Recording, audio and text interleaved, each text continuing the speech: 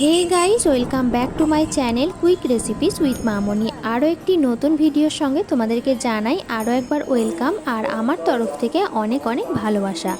তো আজকে যে ব্লগটা তোমাদের সঙ্গে শেয়ার করব সেটা হলো দশমীর দিন সকালের ব্লগ। আর দশমীর দিন আমরা গেছিলাম বর্ধমান, তো খুব মজা করেছি। ভিডিওটি শেষ পর্যন্ত দেখতে থাকো, আশা করি সকলের ভালো লাগবে। আর খুব সুন্দর সুন্দর প্যান্ডেল হয়েছে বর্ধমানে, সব কিছুই তোমাদের সঙ্গে শেয়ার করেছি, তো অবশ্যই কিন্তু ব্লগটা শেষ পর্যন্ত দেখতে হবে। তো প্রথমেই দেখতে পাচ্ছ আমরা একটা প্যান্ডেলে চলে এসেছি। তো প্রথমেই বলে দিচ্ছি যে কোনটা কোন প্যান্ডেল সেটা কিন্তু আমার মনে নেই, মানে বলতে পারবো না। যেটা বলতে পারবো সেটা আমি তোমাদের বলে দেব। তো যাই হোক, প্যান্ডেলগুলো কিন্তু ভীষণই সুন্দর হয়েছিল। বর্ধমানে আমরা প্রচুর ঠাকুর দেখেছি, প্রচুর খাওয়া দাওয়া আনন্দ সব কিছুই তোমাদের সঙ্গে শেয়ার করেছি। তো দশমীর দিন আমরা সকলে মিলে ঠাকুর দেখতে গেছিলাম, আমার মা, বাবা, আমার শাশুড়ি মা, আমার বোন, আমি।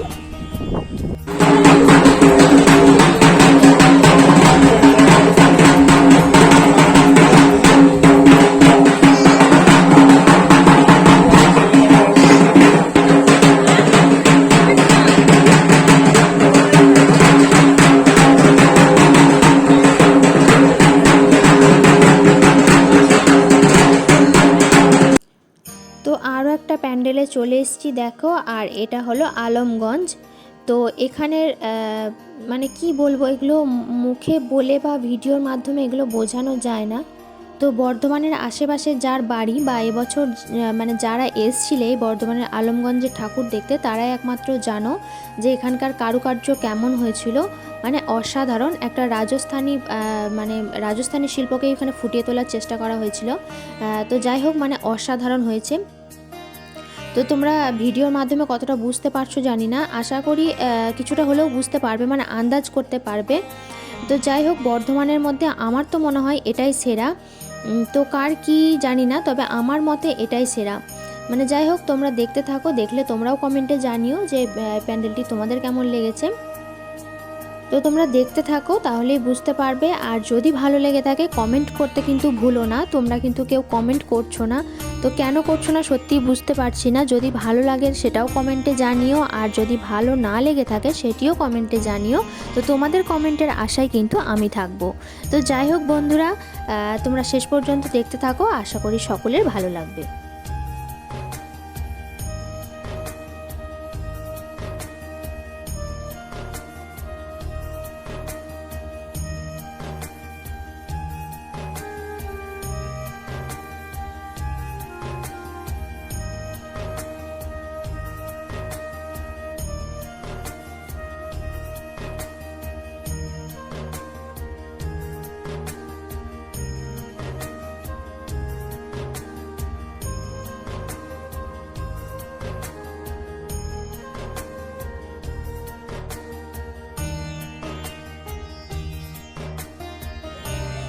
তো আবারও চলে এসেছি আরও একটা প্যান্ডেলে। আর এটা দেখো ভীষণই সুন্দর, মানে একটা চা বাগানের মতো লাগছে, যে মানে পুরো সবুজ, ভীষণই সুন্দর হয়েছিল প্যান্ডেলটা। আর এখানে দেখো বুনু সেলফি তুলতে ব্যস্ত।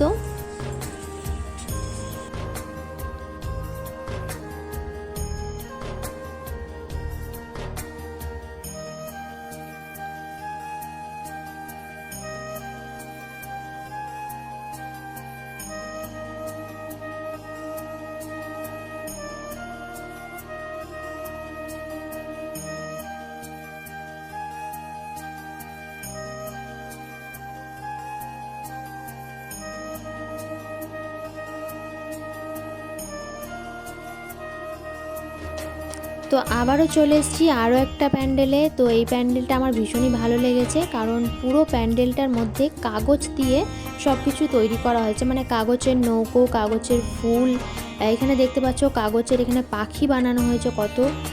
তো দেখতে থাকো, প্যান্ডেলটা ভীষণই সুন্দর। ভিতরটা চলো যাওয়া যাক, তাহলেই তোমরা বুঝতে পারবে। আর এখানে প্রথমেই ঢুকেই যেটা দেখতে পাচ্ছ সেটা হচ্ছে নৌকো, মানে পাল তোলা নৌকো। আর এই যে নৌকোগুলো দেখছো সেগুলো কিন্তু কাগজের তৈরি।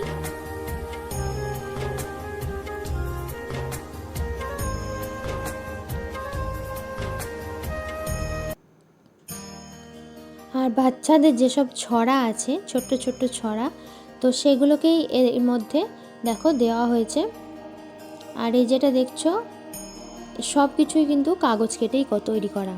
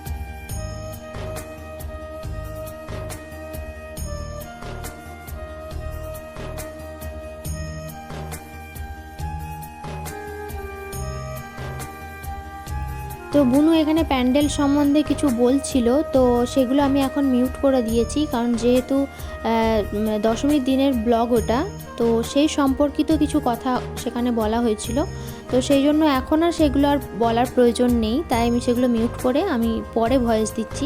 তো যাই হোক, তোমরা দেখতে থাকো, আশা করি ভালো লাগবে। আর দেখতেই পাচ্ছ কতটা সুন্দর লাগছে ব্যাকগ্রাউন্ডটা। তো এবার যাব আমরা নেক্সট প্যান্ডেলে, সেটাই বুনু বলছে।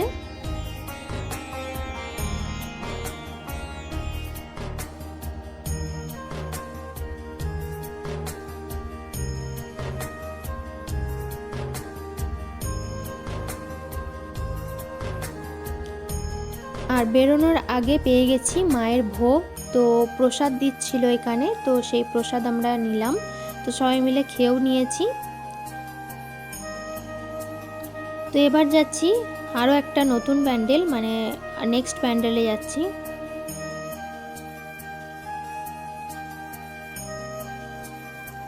আর এই প্যান্ডেলটা কিন্তু ভীষণই সুন্দর হয়েছে, তোমরা দেখে কেমন লেগেছে অবশ্যই কিন্তু কমেন্টে জানিও। আর এই প্যান্ডেলটা কিন্তু পুরোটা টিন দিয়ে তৈরি, মানে তেলের টিন বা ওটাকে কিসের টিন বলবো, মানে একদম ছোট্ট ছোট্ট টিন দিয়ে তৈরি। তো দেখতে দেখো কতটা সুন্দর লাগছে। আর ভিতরটা দেখো, ভিতরটা আরও সুন্দর।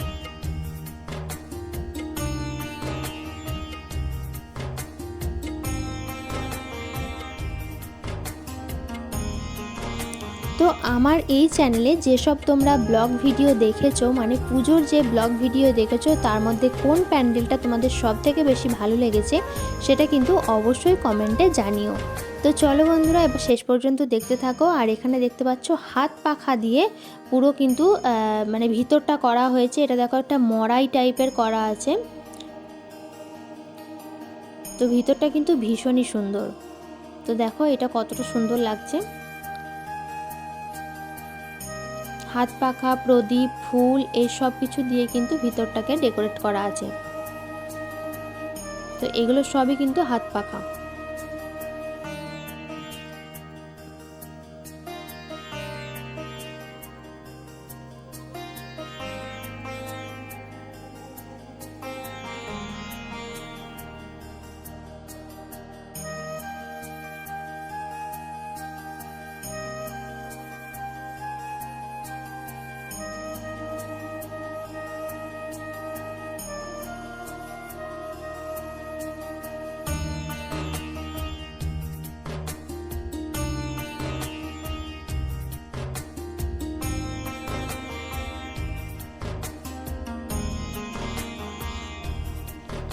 তো আরও একটা প্যান্ডেলে চলে এসেছি। তো আমি আগেই বলেছি যে কোনটা কোন প্যান্ডেল আমার সত্যিই মনে থাকে না, মানে মনে নেই। এত ঠাকুর দেখেছি যে আর মনে নেই কোনটা কোন প্যান্ডেল, তো তার জন্য আমি খুবই দুঃখিত। তো যাই হোক, পুজো তো শেষ হয়ে গেছে, তো সেগুলো জেনে আর কোনো লাভ নেই।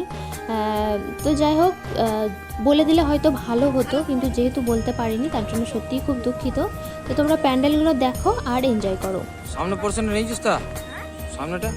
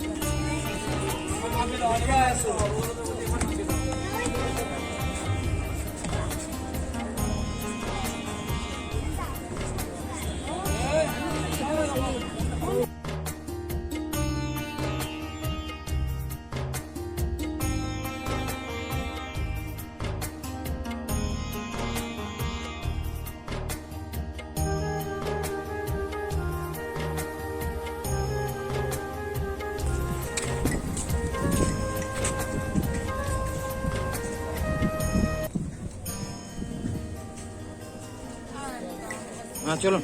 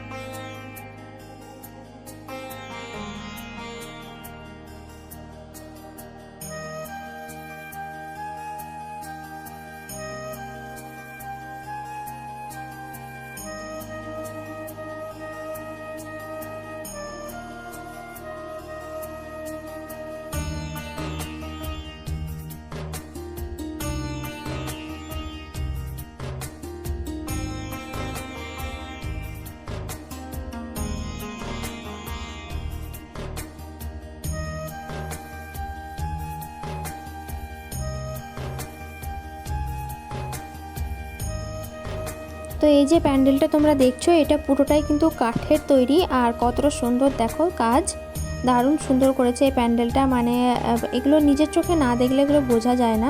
তো যতটা পেরেছি তোমাদের জন্য ভিডিও করে আনার চেষ্টা করেছি। তো যাই হোক, তো ভিডিওটি কেমন লাগলো অবশ্যই কিন্তু কমেন্টে জানাতে ভুলো না। আর দুর্গাপূজার ব্লগগুলো কেমন লেগেছে অবশ্যই কিন্তু কমেন্টে জানিও। আর দুর্গাপুজো ভাসানের ব্লগটা কিন্তু আসতে চলেছে খুব তাড়াতাড়ি, তো সেটার অপেক্ষায় থেকো। আর অবশ্যই কিন্তু কমেন্টে জানিও যে তোমরা ভাসানের ব্লগ দেখতে চাও কি না, মানে মায়ের বিসর্জনের ব্লগ দেখতে চাও কি না। যদি দেখতে চাও তবেই কিন্তু দেব, আর অবশ্যই কিন্তু কমেন্টে জানাতে হবে। কিন্তু ভাসানের ব্লগটা ভীষণই ইন্টারেস্টিং হতে চলেছে, তো যদি তোমরা দেখতে চাও অবশ্যই কিন্তু আমি দিয়ে দেবো। তো যাই হোক, তো ভিডিওটি কেমন লেগেছে অবশ্যই কিন্তু কমেন্টে জানিও। আর আমাদের দশমীর দিনের রাতের ডিনার কী কী ছিল সেটিও তোমাদের সঙ্গে শেয়ার করে দিয়েছি। তো ছিল চিকেন মোগলাই, রোল, পিৎজা, আর ছিল মোমো। তো যাই হোক, এগুলোই ছিল আমাদের দশমীর দিনের রাত্রের ডিনার। তো চ্যানেলে যদি নতুন বন্ধু হয়ে থাকো অবশ্যই কিন্তু চ্যানেলটা সাবস্ক্রাইব করে নিও, আর পাশে থাকা বেল আইকনটিও প্রেস করে দিও। তো চলো বন্ধুরা, আজকের মতো টাটা।